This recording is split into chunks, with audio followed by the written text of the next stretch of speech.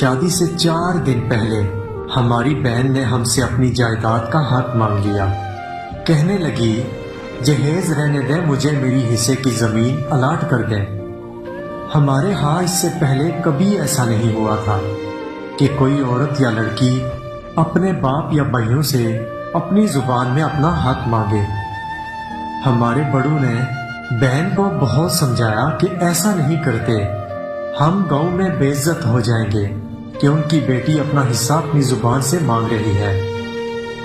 لیکن بہن تھی کہ پیار کی زبان سمجھنے کے بجائے الٹا گھر والوں سے جھگڑا کرنے پر اتر آئی اور معاملہ عدالت میں لے جانے کی دھمکیاں دینے لگی۔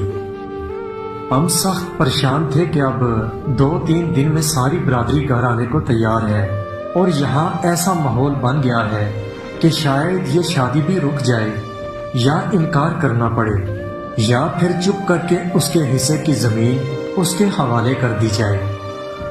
جب مجھے ملک سے باہر یہ خبر پہنچی تو یہ سب سن کر میرے ہاتھ پاؤں کام کرنے سے انکار کر گئے۔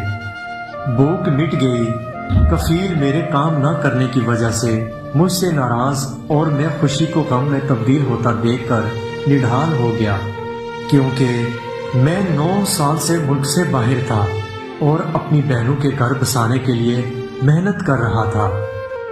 اکیلا بیٹھ کر سوچوں تو لگتا تھا کہ میری بہن اپنی جگہ ٹھیک ہے، کیونکہ شریعت اسے اپنا حق لینے کی اجازت دے رہی تھی، تو ہم کون ہوتے ہیں انکار کرنے والے؟ اور جب مجھے گھر سے کال آتی تو لگتا کہ مجھے اپنی بہن کے پاس جا کر اسے سمجھانا چاہیے کہ ایسا ٹھیک نہیں، ہم بے عزت ہو جائیں گے، لیکن کیا کرتا؟ 1 دن گزر چکا تھا اور 3 دن باقی تھے۔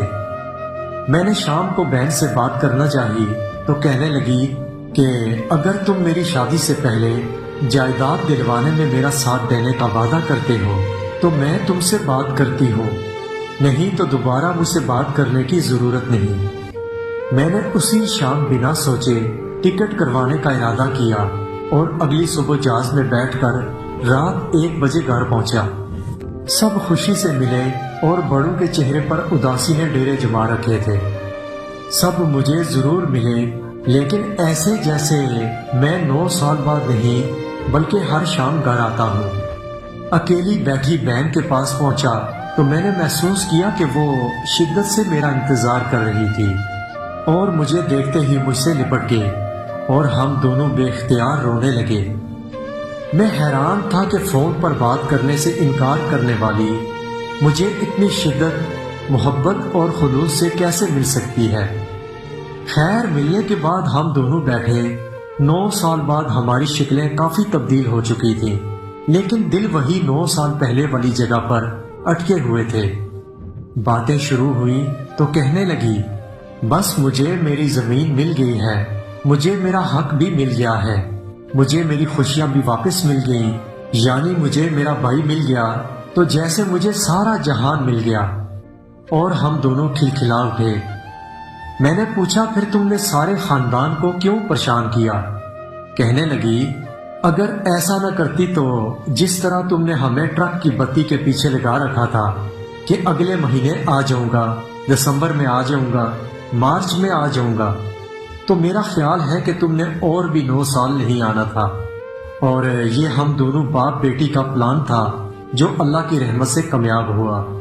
میں نے اللہ کا شکر ادا کیا جس نے مجھے اپنی بہن سے ملوایا، اور باہر نکلتے ہوئے میں نے بہن سے کہا کہ شادی کے بعد میں تیرے سمیت باقی بہنوں کو بھی جائیداد میں ان کا حق دے کر اپنا فرض ادا کروں گا اور تیرے پلان کو مزید کامیاب بناؤں گا۔